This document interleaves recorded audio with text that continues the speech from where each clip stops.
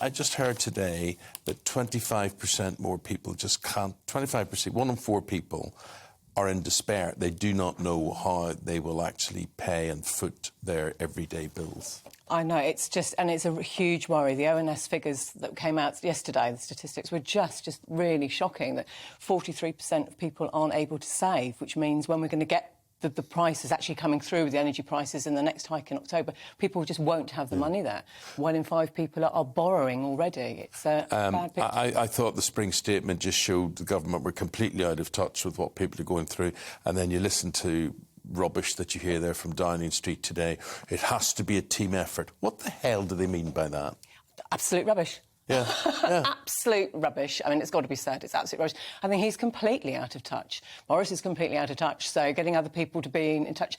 We're also seeing in the statistics that 9 out of 10 people are seeing this change in their cost of living, and 1 in 10 aren't. Well, it's the 1 in 10 who are making the decisions. As far as I can see, it's 10% of people making the decisions that they just don't understand. Yeah, well, look, you're talking about the bigger problem looming on the horizon in the autumn. The plus side to that, I suppose, is we've got summer coming. We've got this opportunity to use less energy, but equally to try and come up with some solutions to this. It does look as though the government are trying to address it. What would you like How are they to addressing having this brainstorming session today? But we're all in it together. Well, look, how does that affect somebody? It doesn't affect anybody with their grocery bills. It doesn't affect them with their energy bills, with their petrol bills. You talk about the summer. People like to go to the seaside in the summer. They like to have a day out, whatever it is. They're stuck in their homes now. They simply, if you're on 25 grand a year, 30 grand, 40 grand a year, and prices are going up through the roof, you're not getting an increase.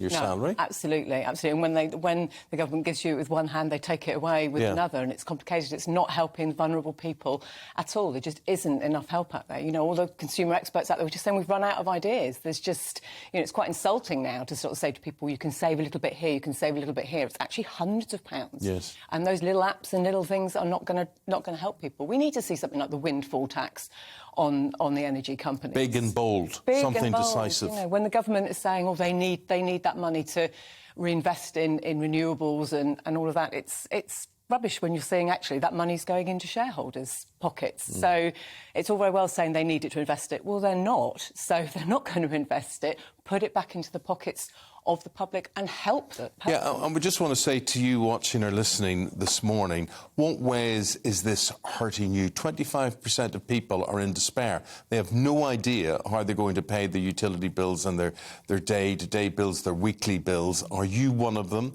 Or have you got a solution to this? Because we'd love to hear from that. Tweet us at GBNews. You can email gbviews@gbnews.uk. And we're here. We are the People's Channel. And we will reflect that throughout the programme this morning. Yeah, indeed. And I just want to know, Helen, I mean, we're hearing that Labour think that we'll be spending $10 billion a year as a nation on fuel compared with this time last year. And lots of criticism of Rishi Sunak's sort of meagre 5p off fuel in his statement in the spring. I mean, do you want to see more from him on that, do you think, come the autumn? Absolutely. We've got to see some reduction in the VAT. We've got to see more help in people's in the pockets.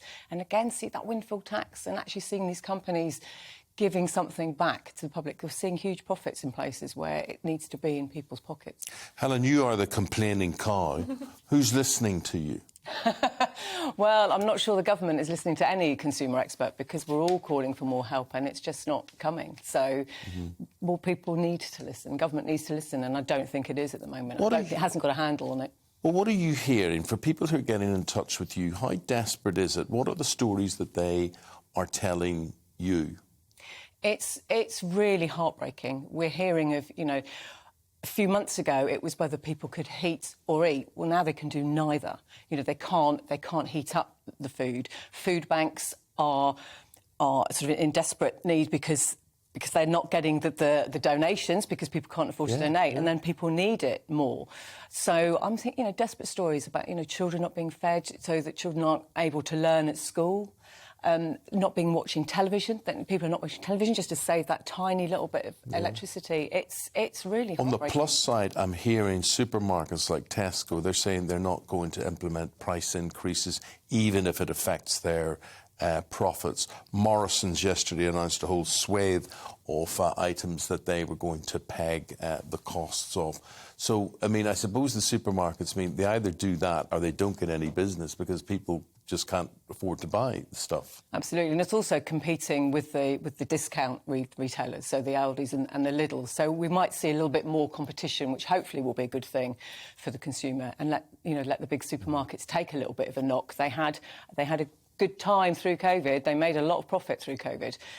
So hopefully we will see some more of that competition, which hopefully will help the public. What would you say to folk who are waking up today and they're just worried how they're going to pay for their day ahead? I mean, being so desperate, is there any advice you can offer them? It's really hard. I think the best thing you can do at the moment is to make sure that you are accessing all the grants and the benefits that you can. So with your energy bills, the energy companies under Ofgem rules have to help you. So do contact the energy companies, and you might be able to get a payment plan or something in place. Make sure that you're always estimating your bills, and keep an eye on that. And contact Citizens Advice and National Debt Line to just get some advice on how to handle your debt, because we are going to see people going into debt, but there are ways of helping you through that, and speak to the specialists for that. Well, that's but Helen, I think the great thing is there can be a theory that if we don't talk about it, it sort of goes away. And politicians in general be like, la, la, la, la, let's just talk about other things. But this is the single most important issue for our country at the moment, is it not? Absolutely, because the knock-ons of all of this is people's mental health is deteriorating. So we're also going to have the health crisis even more than we have got at the moment, because of the so many knock-ons and the knock-on on education. Yeah. So absolutely, it's crucial to get this right, because it's impacts on everyday life and every part of your life. Welcome to the GB News YouTube channel. You can watch us live 24 hours a day, catch up on your favourite shows, and join in the conversation in the comments below. Don't forget to subscribe and you'll never miss any of our exclusive content.